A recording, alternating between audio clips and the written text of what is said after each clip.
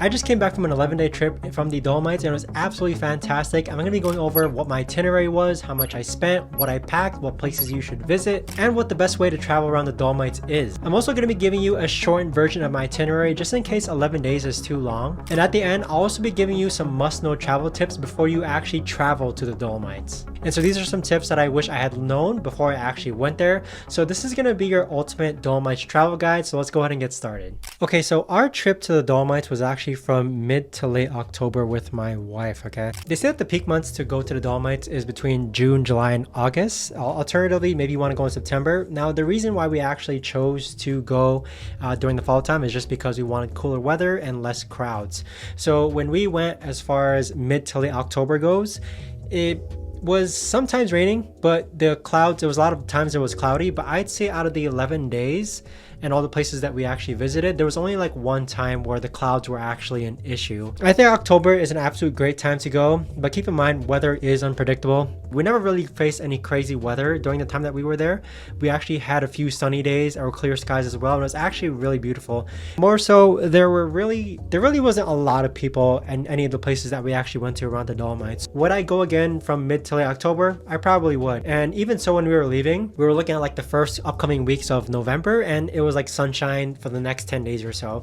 I would rather probably go between like September, October, maybe like the first week of November. You don't want to catch when there's snow, just because when there is snow, they tend to actually close off a lot of the hiking trails and gondola rides. Make sure you catch it before you actually see snow, just so that everything is open. But I probably would go again between mid to late October, even September probably. But peak months, I'm not really one to actually fancy like hot weather and large crowds.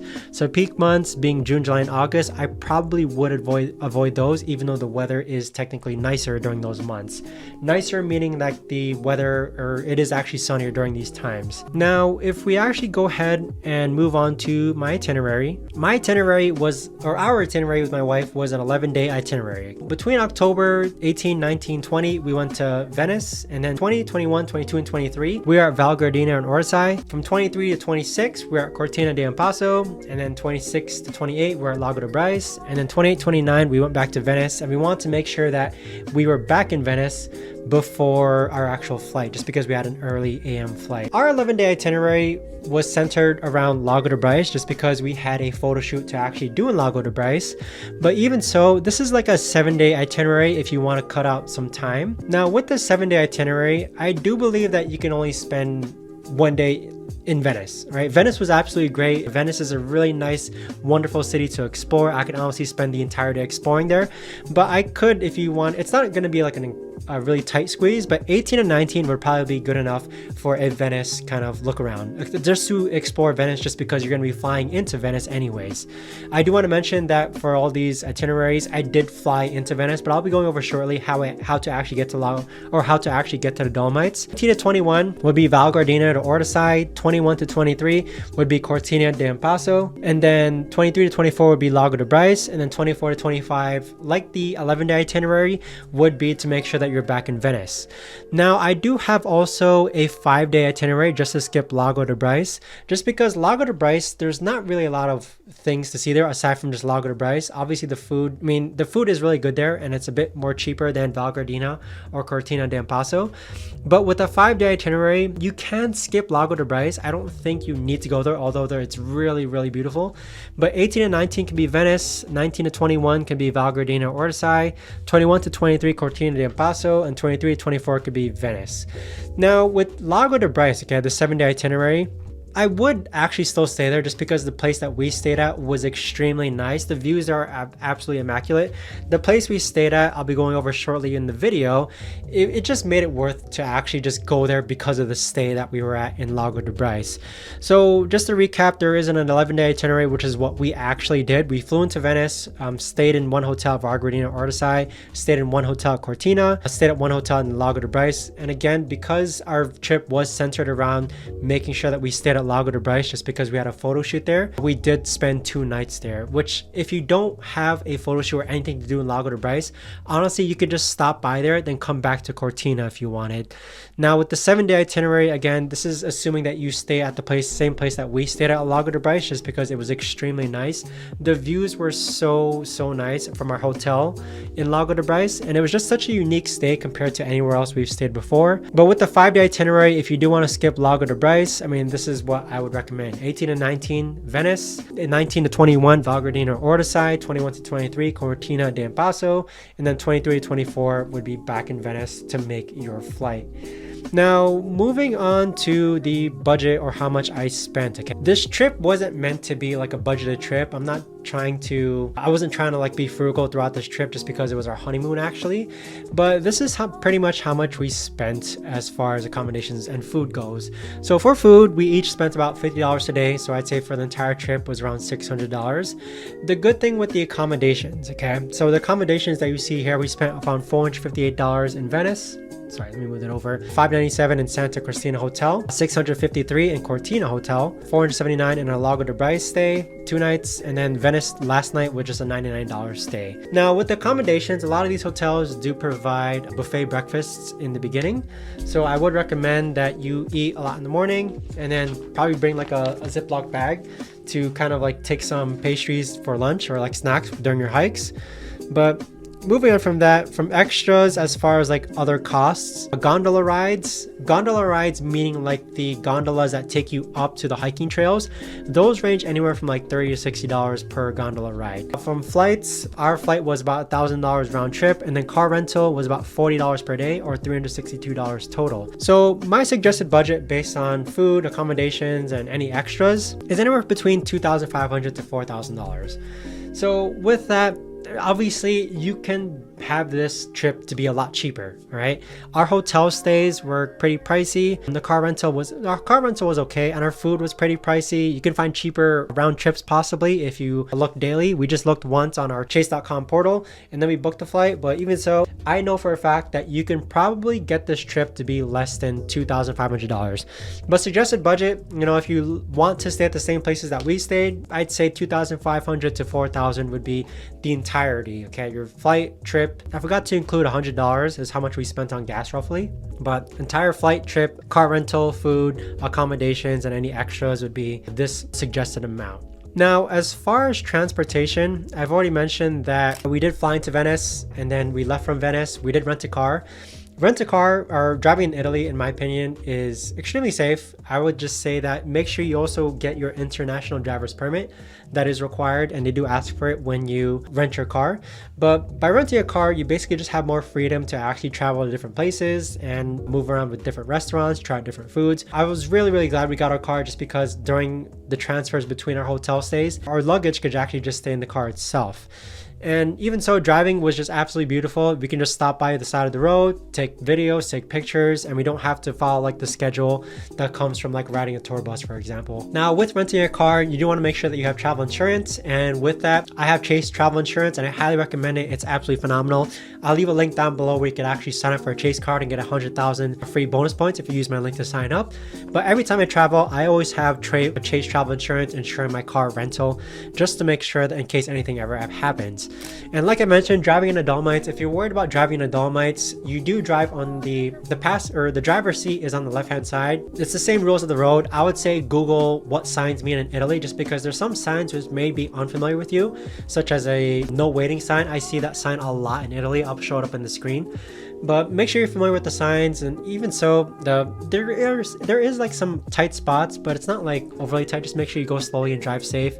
But I'd say anyone, if you're able to drive here in the US, you should be able to drive in the Dolomites, no problem. Now, as far as packing lists go, I'd say the essentials would be some sort of raincoat, or not like an overly snow jacket, but something to actually protect yourself from the rain, just because there was a few times when it actually rained. As far as footwear goes, I wear Timberlands and Vesties. I'll leave a packing list down below in the description. Now, a lot of the times it was too hot, just because when you're hiking in the Dolomites, it gets hot when it initially started off to be cold. I tend to wear like a lot of heat tech or heat warmers just to make sure that I was warm to begin with, and I would just take off the layers as the day went on or as the hikes went on.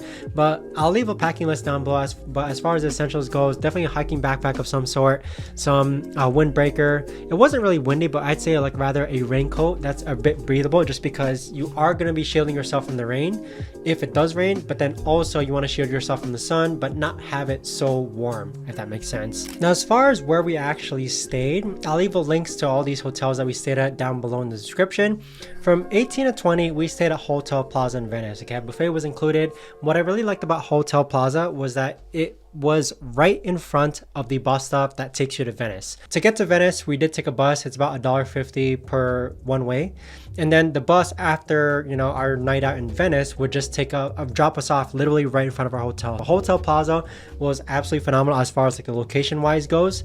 Not only was it in front of a bus stop, but it was also in front of like a McDonald's and a cafe / type building. So before our trip to Montepone Dolomites Hotel, we would actually stop by there and grab some snacks for the road. So from 20 to 23, we stayed at Montepone Hotel, and this place was absolutely phenomenal as well. The only thing is the drive up there. It's a bit windy, it's a bit tight, but the views from there are absolutely phenomenal. The buffet was included. There is a pool. There is a kind of spa / wellness center. The rooms, they actually upgraded our room, which is really nice. So shout out to Dolomites Hotel, just because it was our honeymoon. But the actual stay itself, you do have to drive down to the restaurants, and just driving down the mountain from where Montepone Dolomites Hotel is, it's on top of a mountain, and to drive down it takes about like 10 minutes already. If you were staying in Val Gardena or Ortisai, like a hotel there, you would save a bit more time as far as like driving goes. But we decided to stay instead in Montepone Hotel, where again, it was located on top of a mountain. Just the drive up and down the mountain did take some time if you add up every bit of minute and such. From the 23 to 26, we stayed at Francesca Park Hotel in Cortina d'Ampezzo. The location of this one was absolutely perfect, just because we parked our car once and then we didn't really have to drive all out too much except for the hiking destinations. So Francesca Park Hotel, it's a really convenient location. You can just walk down to all the restaurants and shops, less than like a 15-minute walk. And I would say that in Cortina, where Francesca Park Hotel is, that's where we spent the majority of our walks on when it came to like walking to dinner or walking to the shopping centers and such. So very good location as far as Francesca Park Hotel and Cortina d'Ampezzo go. Now for Cortina d'Ampezzo though, as far as like the hiking trails goes, you would have to drive from Francesca Park Hotel. Likewise with Montepone Dolomites Hotel, you would have to drive or get some sort of transportation to the hiking trails like Seceda or Alpa. Now between the 26th and 28th, this is our Lago de Braies stay. I can't really pronounce the name, but I'm just gonna say the Mazerhof Hotel. This hotel was really nicely located. The views were absolutely immaculate. I'll post them up on the screen. Staying here kind of felt like we were staying at like an Italian family's home, in which they really treated us with kindness. It wasn't like a professional 5-star hotel, but rather it was kind of like a bed and breakfast type setting where they would actually treat us to breakfast and they would actually make our dinner at night, which was included. The first 3 hotels that I have listed here, breakfast buffets are included. And the one we stayed here at Lago de Braies, breakfast and dinner was included, and the dinner was absolutely phenomenal. Probably like my favorite meals out of the entire trip. And it was just nice that it was included, just because we would stay up in our room and then we would just come down for dinner. They actually even had like a hotel dog, which just made the overall hotel of Mazerhof feel very homey. It really felt like a Italian family was taking care of us and such. This is an optional stay as far as Lago de Braies being going, just because again, there isn't really much to do in Lago de Braies except to see the lake and hike the lake, which takes like 40 minutes or something. Staying at Mazerhof just is really worth it if you want to spend a night in Lago de Braies. 10/10 I would recommend this hotel, just because this was probably the most unique and my favorite hotel out of all 5 places that we stayed at. Now between the 28th to 29, this is when we traveled back to Venice to make sure that we didn't have to drive far for our flight. We had a 3 a.m. flight, so we just had some place to stay in Venice. So Smart Hotel Holiday. When we did arrive there, we decided to go back to Venice. It was about a 10-minute walk to the bus stop, but then the actual trolley or tram, whatever you want to call it, was about like 30-minute ordeal to actually get to Venice. If I had to choose between Hotel Plaza and Smart Hotel Holiday, definitely Hotel Plaza, just because of the convenience. And also the rooms were much better in Hotel Plaza than Smart Hotel Holiday.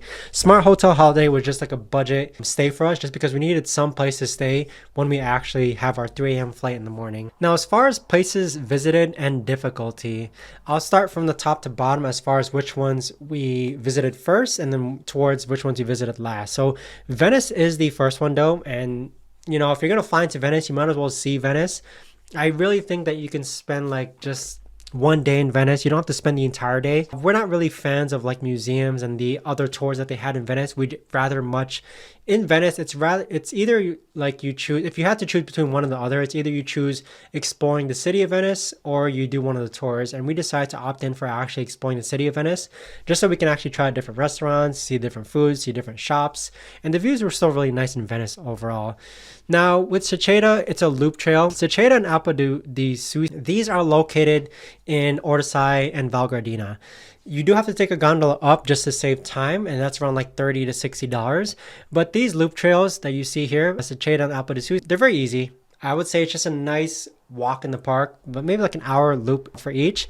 You most certainly can do it if you're capable of, you know, normal, easy hiking. Passo Gardena, this right here is more of like a drive-through. So when we drove from Orsay / Val Gardena to Cortina d'Ampezzo, Passo Gardena was like, it was probably like the best part of the entire drive. So I highly recommend that if you do go from Val Gardena to Orsay, make sure you drive through Passo Gardena, just because the views are really immaculate. As far as it's not something that a lot of people mention. This was probably like one of the best views that we had throughout the trip. Cortina d'Ampezzo is simply just where we stayed, not necessarily a hiking trip, but there's a lot of shops and restaurants which we were able to walk from at our hotel from Francesca Park Hotel in Cortina.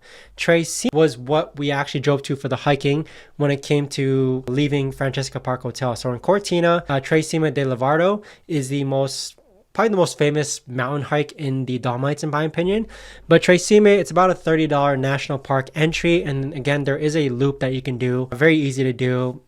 I forgot how, maybe like 1 or 2 hours as far as doing that loop goes. Now, Lago de Serapis is another hiking trail in Cortina d'Ampezzo. This one is a bit more strenuous, so be very cautious of Lago de Serapis, just because we happened to go when it was raining, so it was very muddy. There is some chains that you need to hold on to when hiking Lago de Serapis, but the lake at the end is extremely nice. Now, in my opinion, you know, Lago de Serapis and Lago de Braies, they're both lakes, but they're both different in my opinion. So you can do both separately, and don't think that just because you're going to Lago de Braies, you don't need to go to Lago de Serapis. Lago de Serapis is a strenuous hike, but even so, I'd say it was worth like the 5 to 6 hours that took us to actually hike this trail. Now for Lago de Braies, you could actually drive up to the lake. When you park your car, Lago de Braies is about a 10-minute walk away. And then once again, it is another loop trail.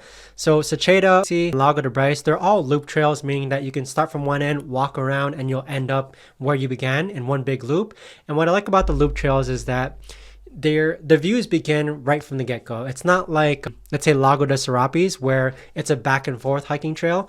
In my opinion, loop trails are so much more worth it, just because the entire time you're actually quote-unquote hiking, you could actually enjoy the views. Unlike Lago de Serapis, where you won't really enjoy the views until like, yeah, you'll enjoy some views throughout the actual hike itself, but the main view doesn't come until like halfway through the hike, when you actually hike your first 3 miles or so. And then after, we went to Venice. Okay, we ended up in Venice again, and then we just took the bus ride from a Smart Hotel Holiday to Venice, just because it was our last night and such. Now, as far as which ones are easy, I'd say everything is very, very doable. Just make sure you have hiking boots or hiking shoes. I'd say the hardest one is Lago, which isn't really talked about as too much, but Seceda, Alpe, Passo Gardena, Tre Cime, Lago de Braies, all those are very, very manageable and doable from a normal person. Easy hikes in my opinion. So don't worry if you're worried about not being able to hike Tre Cime, for example. They're all easy loop trails. I do want to point, this comes out from me being a 30-year-old male, in which I do work out, and I don't do cardio all that often, but I'm not an advanced hiker. I'd say I consider like myself a beginner hiker, but even so, I really have faith that you are able to do it. I've seen elderly people hiking around Seceda, Alpe, and Tre Cime, and they were just fine as well. Now moving on to local cuisine, I'd say, you know, tiramisu, truffle pasta, and ravioli, those were my 2 favorite things to actually be looking for all the time, no matter what restaurant we went into. But even so, tried all the different foods. We had pasta practically every single day. We had pizza maybe 2 or 3 times throughout the trip, but tiramisu has always been our favorite thing. And that's what we got practically every single time, comparing different tiramisus and such. Now moving on to some travel tips that you should know before you actually go to the Dolomites yourself. Currency exchange. Make sure you find a good currency exchange, because the first one I went to was charging an 18% fee, which is crazy. You know, if you exchange $1,000, they're already taking almost $200 of that. With currency exchange, you can use your Charles Schwab's account to actually make ATM withdrawals, and they'll reimburse you that. So I'll leave down below in the description how to actually sign up for a Charles Schwab account in case you need to actually withdraw money. I'd say with Dolomites overall, every single place that we went to did accept credit card though. Okay, every single place that we went to did accept credit card, even though like the small souvenir shops, they also accepted credit card. But you know, it's always just in case that important to have cash at hand. Now, as far as car rentals go, make sure that when you rent your car, you call and ask for an automatic and gas car. A lot of the car rental companies in the Dolomites / Venice, they do, a lot of them are electric, and electric isn't gonna, it's kind of risky taking electric right now to the Dolomites just because you won't know where those charging stations are at. It's not as prominent as like going to California where there's EV charging stations everywhere. Dolomites is still working with it. So my recommendation is to, when you book your car, make sure you have an automatic car. If you know how to drive manual, then that's great. There's more manual cars. But in my case, I only know how to drive automatic cars, and make sure that you get a gas car for sure. So when we were driving, I accidentally passed through a toll without actually taking a slip. So you'll see those tolls. Make sure you take those slips because you need them to actually pass through the gate. So make sure you don't bypass those highway tolls. As far as water availability, sometimes like in Cortina, you're going to see like water is just leaking out of a faucet. It was safe to drink. I looked it up online. It said Dolomites has really safe water to drink. So we simply just filled up our water bottles and drank from the public fountains. Now, as far as restaurant service experience and restaurant etiquette, some restaurants actually give you some welcome meals, which is really nice. Servers in Italian Dolomites, we had our fair share experience of friendly or basically like neutral servers where they weren't too friendly at all. Just some things to expect and such.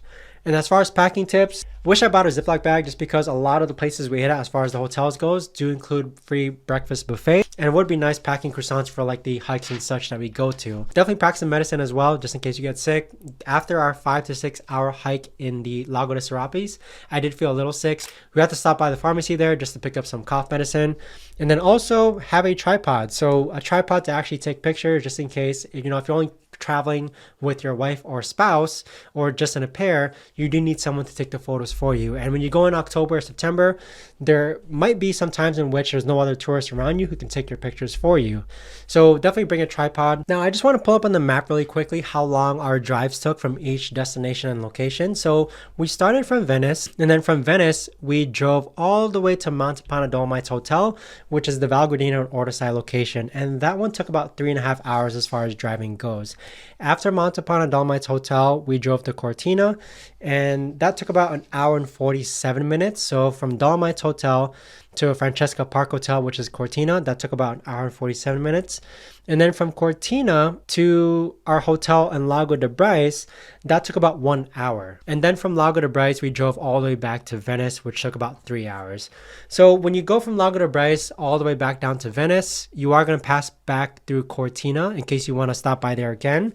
But one thing I do want to point out, again, as mentioned in the places to visit here, make sure you stop by Passo Gardena when you go from Montepana Dolomites Hotel or Val Gardena to Cortina. Okay, Passo Gardena is going to be between there.